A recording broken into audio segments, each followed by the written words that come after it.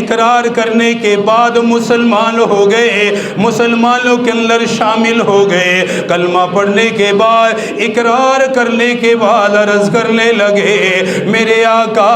آج کے بعد میری جان بھی آپ کے لیے، میرا مال بھی آپ کے لیے، آج تک اپنے لیے جیتا رہا، اپنے گھر والوں کے لیے جیتا رہا، اپنی آل اولاد کے لیے جیتا رہا، ان کے لیے محنت اور مشقت کرتا رہا، میرے آقا آج کے بعد میری ساری محنت دین کے لیے ہوگی، ساری محنت کلمے کے لیے ہوگی، اپنی جان سے بھی دین کی خدمت کروں گا، اپنی جان سے بھی آپ کے تابعداری کروں گا، اپنا مال بھی آپ پر لگاؤں گا، اپنا کاروبار بھی آپ پر قربان کروں گا۔ عرض کرنے لگے میرے آقا بتائیے سب سے پہلے میرے ذمے کیا ہے، سب سے پہلی دین کی خدمت مجھے کیا کرنی ہے؟ میرے آقا نے فرمایا ابو بکر تو کلمہ پڑھ کے مسلمان ہو گیا، تو جنت کا مالک بن گیا، تو جنت کا وارث بن گیا،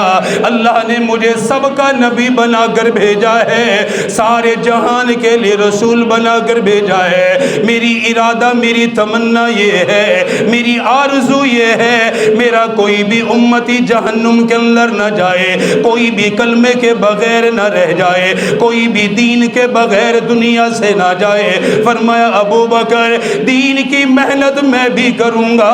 اپنے لوگوں کے پاس میں بھی کلمہ لے کر جاؤں گا، میں بھی لوگوں کو کلمے کی طرف بلاؤں گا، دین کی طرف بلاؤں گا، میں بھی انہیں کلمہ پڑھ پڑھ کے وہ سناؤں گا، انہیں قرآن پڑھ پڑھ کے سناؤں گا، اسلام کا تعارف کراؤں گا۔ فرمایا ابو بکر سب سے پہلے اس کام میں تو نے میری معاونت کرنی ہے، تو نے بھی لوگوں کو کلمے کی طرف بلانا ہے، اللہ کا قرآن پڑھ کے سنانا ہے، تو نے میرا تعارف کرانا ہے، تو نے میری تنہائی کو بھی دیکھا، میرے معاملات کو بھی دیکھا، سب سے زیادہ تو مجھ سے واقف ہے، سب سے زیادہ تو میرے ساتھ وقت گزارنے والا ہے، لوگوں کے پاس جا کر تو انہیں کلمے کی دعوت دے گا، اسلام کی دعوت دے گا۔ فرمایا تیرے ذریعے سے اگر کوئی اسلام پر آ گیا،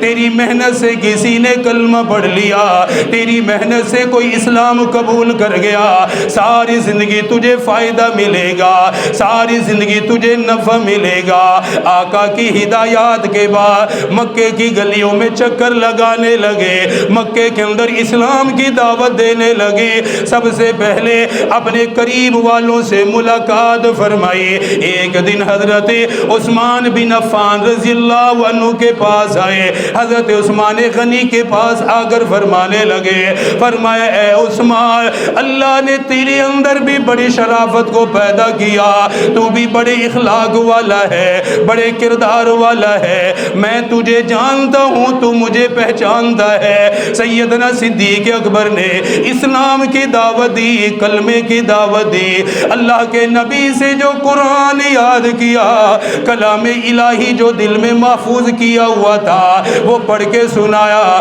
سنانے کے بعد فرمانے لگے اللہ نے ہمیں آخری نبی عطا فرمایا ہے، آخری رسول عطا فرمایا ہے، یہ ہمارا مقدر ہے، یہ ہمارا نصیب ہے۔ اللہ نے مکے کے اندر آخری نبی کو بھیجا، مکے کے اندر آخری رسول کو بھیجا، اپنے قرآن کو مکے میں نازل فرمایا، کلام الہی کا نزول فرمایا۔ حضرت عثمان غنی کو اللہ کا قرآن بھی پڑھ کے سنایا، دین اسلام کے محاسن کو بھی بیان کیا، دین اسلام کی خوبیوں کو بیان کیا۔ حضرت عثمان غنی رضی اللہ تعالی عنہ نے حضرت ابو بکر صدیق کی دعوت کو سنا،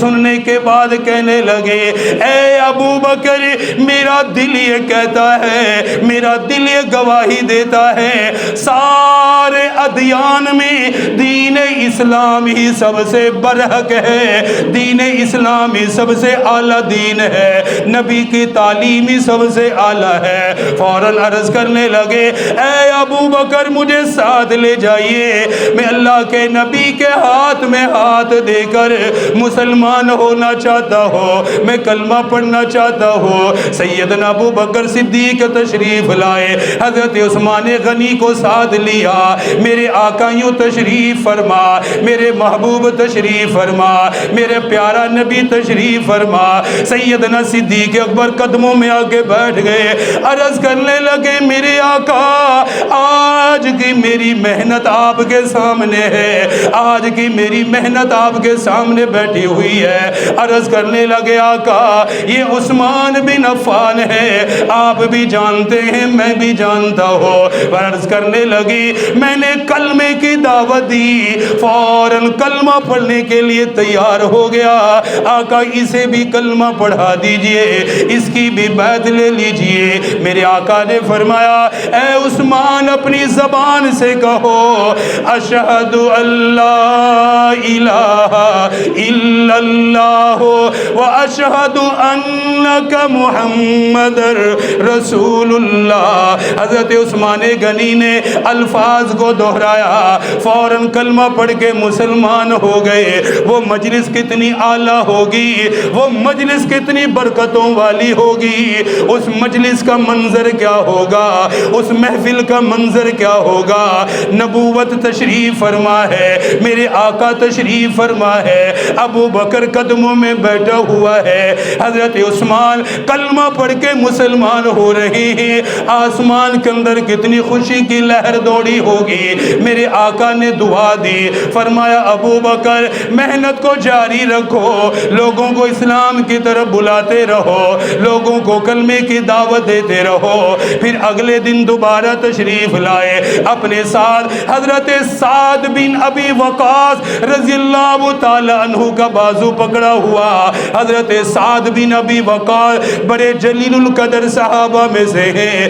بڑے اونچے درجے کے صحابی ہیں، جنہیں میرے آقا نے دنیا میں ہی جنتی ہونے کی بشارت عطا فرمائی۔ حضرت سعد بن ابی وقاص حضرت ابو بکر کی دعوت پہ مسلمان ہوئے، ان کے کہنے پہ مسلمان ہوئے۔ حضرت سعد بن ابی وقاص کو لے کر آئے، عرض کرنے لگے آقا میں نے حضرت سعد پہ محنت کی،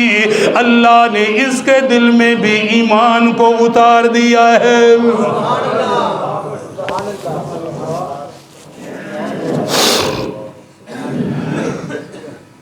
اس کے دل میں بھی ایمان ہے، یہ بھی کلمہ پڑھ کے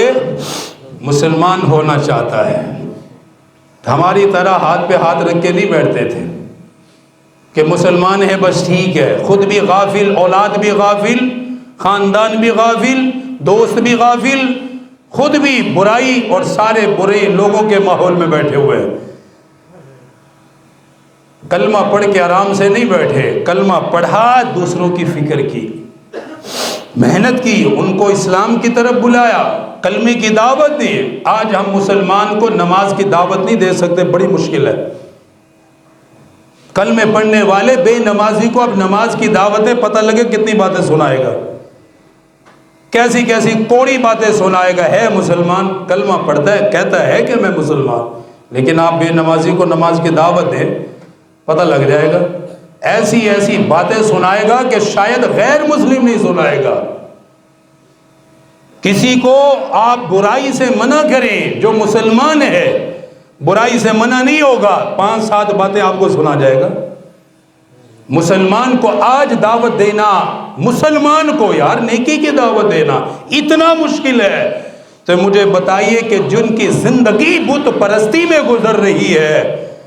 جن کے آباء و اجداد گمراہی میں رہے ہیں، بتوں کی پوجا کرتے ہیں، جنہیں معلوم ہی نہیں ہے آسمان کس نے بنایا، زمین کس نے بنائی ہے، ہمیں کس نے پیدا کیا ہے، ہمارا خالق کون ہے، ہمارا مالک کون ہے، جنہیں یہ بھی خبر نہیں ہے، انہیں کوئی جا کر اسلام کی دعوت دے تو بتاؤ کتنا مشکل کام ہے یہ۔ لیکن محنت کرتے تھے، ہاتھ پہ ہاتھ رکھ کر نہیں بیٹھتے تھے، تھکتے نہیں تھے، پریشان نہیں ہوتے تھے، کوئی باتیں سنا بھی دیتا اگلے دن پھر کلمے کی دعوت دینے پہنچ جایا کرتے تھے، کیونکہ اپنی ذمہ داری سمجھی ہے۔ ہم نے اپنی ذمہ داری نہیں سمجھی، اسلام کو ہم نے اپنی ذمہ داری نہیں سمجھی کہ ہمیں بھی اس پہ چلنا ہے، دوسروں کو بھی چلانا ہے، ہم نے خود بھی نمازی بننا ہے، دوسروں کو بھی بنانا ہے۔ ہمارے اندر اس ذمہ داری کا احساس نہیں ہے، اس لیے نمازیوں کی تعداد 5-10 ہے اور بے نمازیوں کی تعداد ایک محلے میں ہزاروں کے اعتبار سے ہے۔ ایک محلے میں نمازی 20 ہوں گے، بے نمازی ہزاروں کے حساب سے ہوں گے۔ نہیں کہ بہرحال حضرت ابو بکر صدیق کلمہ پڑھ کے مسلمان محنت کر رہے ہیں، دل و جان سے کوشش کر رہے ہیں۔ سرکار مدینہ صلی اللہ تعالی علیہ وآلہ وسلم نے حضرت سعد بن ابی وقاص کو کلمہ پڑھایا، مسلمان ہو گئے۔ کچھ وقت یوں ہی گزارا، انفرادی طور پہ دین کی محنت کرتے رہے، انفرادی طور پہ لوگوں کو کلمے کی دعوت دیتے رہے، انفرادی طور پہ دین کا تعارف کراتے رہے۔ ایک مرتبہ بارگاہ رسالت میں حاضر ہو گئے، سیدنا صدیق اکبر رضی اللہ تعالی عنہ حاضر ہو کے عرض کرنے لگے، میرے آقا آج تو میرا یہ دل چاہتا ہے میں حرم کے اندر جاؤں، مکہ المکرمہ کے اندر، بیت اللہ شریف کے اندر، حرم مکہ کے اندر کھڑے ہو کر اسلام کی دعوت دو، علل اعلان اپنے اسلام کا اظہار کرو، علل اعلان کلمے کی دعوت دو، سارے مکے والوں کو دین کی طرف بلاؤ، سارے مکے والوں کو اسلام کی طرف بلاؤ۔ آپ نے فرمایا ابو بکر ابھی لوگ ماننے کے لیے تیار نہیں ہوں گے، ابھی ماریں گے، پریشان کریں گے، لیکن جب ایمان دل کے اندر بیٹھ جائے، ایمان کا نور جب دل کے اندر آ جائے، ایمان کی مٹھاس جب دل کے اندر آ جائے، پھر رہا نہیں جاتا، پھر بیٹھا نہیں جاتا۔ عرض کرنے لگے، میرے آقا میں کوشش کرنا چاہتا ہوں، میں اپنی طرف سے محنت کرنا چاہتا ہوں، آپ اجازت دیجئے میں جا کر بیت اللہ کے اندر اعلان کروں گا، آپ کا اخلاق بتاؤں گا، آپ کا کردار بتاؤں گا، اسلام کے محاسن کا ذکر کروں گا، اسلام کی مبارک تعلیمات کا ذکر کروں گا، لوگوں کو قرآن پڑھ کے سناؤں گا۔ میرے آقا نے اجازت عطا فرمائی۔ حضرت ابو بکر کے جذبات کو دیکھا، حضرت ابو بکر کے ایمانی غیرت کو دیکھا، آپ نے اجازت عطا فرما دی۔ سیدنا صدیق اکبر تشریف لائے، یوں بیت اللہ کے اندر کھڑے ہو کر، حرم کے اندر کھڑے ہو کر زور سے بلند آواز سے اعلان کرنے لگے، فرمایا او لوگو یاد رکھو اللہ نے ہم پر احسان فرمایا، اللہ نے اپنے آخری نبی کو مکہ میں پیدا کیا، اپنا آخری نبی ہمیں عطا فرمایا، آخری رسول ہمیں عطا فرمایا، اللہ کے پاک پیغمبر کا تعارف بھی کروایا، اللہ کے نبی کے اخلاق کا ذکر کیا، آپ کے کردار کا ذکر کیا، آپ پر اترنے والے قرآن کا ذکر کیا، قرآن بھی لوگوں کو پڑھ کے سنایا۔ مکے والی جو اسلام کے دشمن تھے سب نے حملہ کیا، حضرت ابو بکر کو مارنے کے لیے آگے بڑھے، ایک نے دائیں طرف سے مارا، کسی نے بائیں طرف سے حملہ کیا، چاروں اطراف سے حملہ کیا گیا، اتنا مارا گیا، اتنا مارا گیا،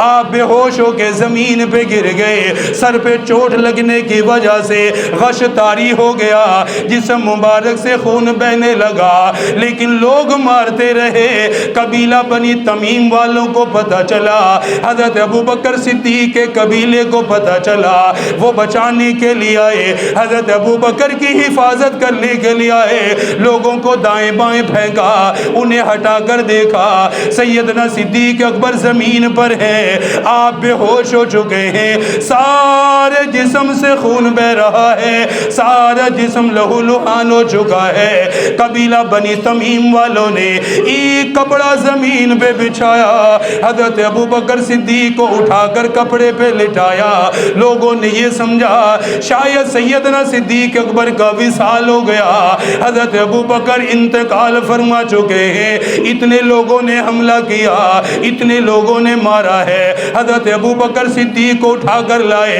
حضرت ابو بکر صدیق اپنے گھر میں آئے، گھر والوں کی حالت کیا ہوئی ہوگی، بیٹیوں کا کیا حال بنا ہوگا، لگا، اولاد نے جب دیکھا ہوگا اولاد کے دل پہ کیا گزری ہوگی، سارا دن بے ہوش رہے۔ ادھر سے سورج غروب ہوا، سیدنا صدیق اکبر نے اپنی آنکھیں کھولی، ماں کو اطمینان ہو گیا، اولاد کو اطمینان ہو گیا کہ ہمارے والد زندہ ہیں۔ اللہ نے دوبارہ سے ہوش عطا فرما دی۔ اپنی آنکھیں کھولنے کے بعد اپنے والد کا نام نہیں لیا،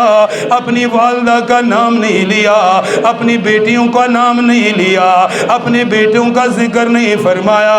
اپنی حالت کے بارے میں نہیں پوچھا، اپنے زخموں کے بارے میں نہیں پوچھا۔ ہوش آنے کے بعد زبان سے سب سے پہلا جملہ ادا کیا،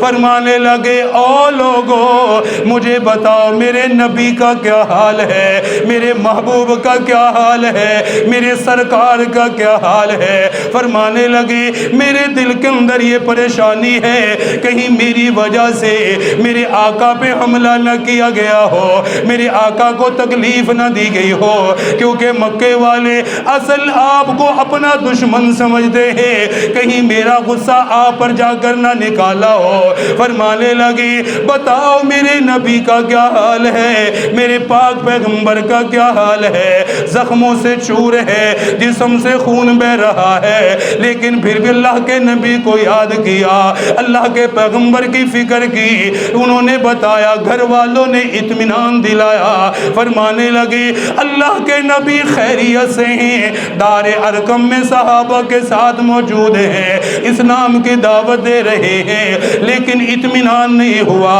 دل کو سکون نہیں ملا۔ گھر والوں کو فرمانے لگے مجھے سہارا دے کر اٹھاؤ، میرے ہاتھوں کو سہارا دو، میرے کندھوں کو سہارا دو، میں اپنے آقا سے ملنا چاہتا ہوں، اپنے نبی سے ملنا چاہتا ہوں۔ والدہ دودھ کا پیالہ لے کر آئی، فرمانے لگی بیٹا سارا دن بے ہوش رہا، ایک پانی کا گھونٹ بھی اندر نہیں گیا، دودھ کا پیالہ تو پی لو، تھوڑی سی جسم میں طاقت آ جائے گی۔ عرض کرنے لگے اماں جب تک اپنے نبی کو نہ دیکھ لو ابو بکر کو اطمینان نہیں ملے گا، ابو بکر کو سکون نہیں ملے گا، ایک قطرہ بھی میرے حلق سے نیچے نہیں اترے گا۔ جب اپنے آقا کو دیکھوں گا اللہ میرے سارے غم ختم کر دے گا۔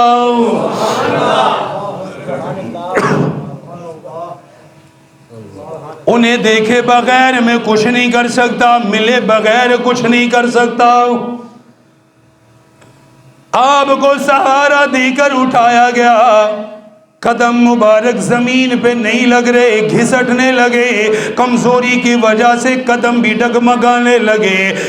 اسی حالت کے اندر دار ارقم کی طرف گئے، اللہ کے پاک پیغمبر سے ملنے کے لیے گئے، تاجدار مدینہ سے ملنے کے لیے گئے، اللہ کے رسول سے ملاقات کے لیے گئے۔ میرے آقا کو خبر دی گئی، آقا میرے آقا بھی ابو بکر کی حالت سے پریشان تھے،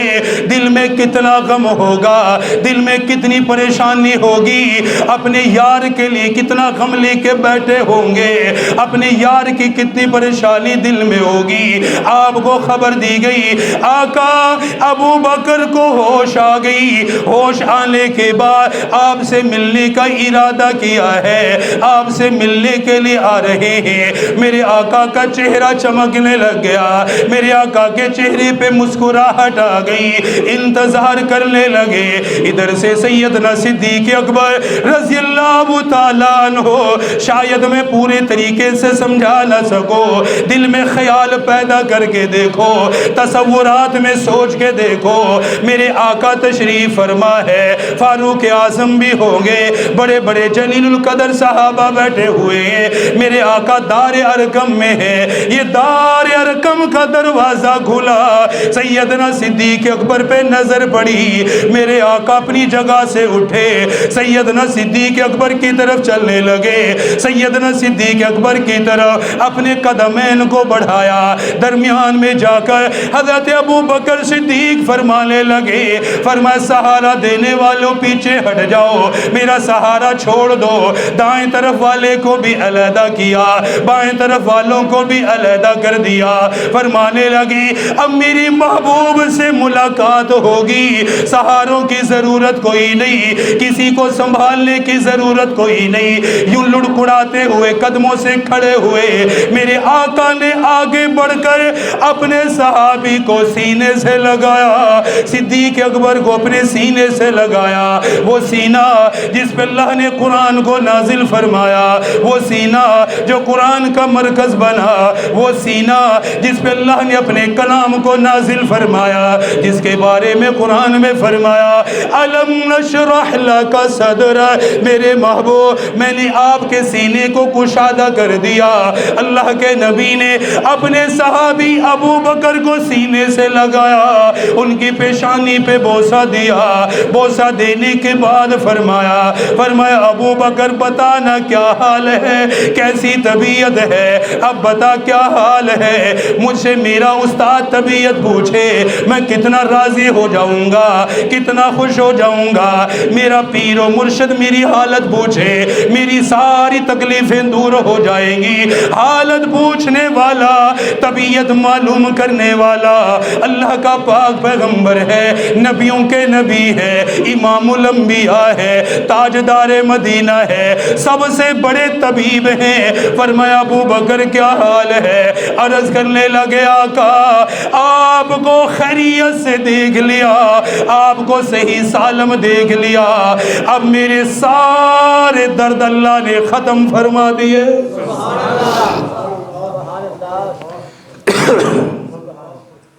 بس آپ خیریت سے ہیں تو کوئی غم نہیں، کوئی پریشانی نہیں، کوئی تکلیف نہیں۔ اب ہماری محبت کیا ہے، ہم کتنی محبت کرتے ہیں حضور سے، یہ ہم سب جانتے ہیں۔ یہ سیدنا صدیق اکبر رضی اللہ تعالیٰ عنہ جلیل القدر صحابی، اپنے جان بھی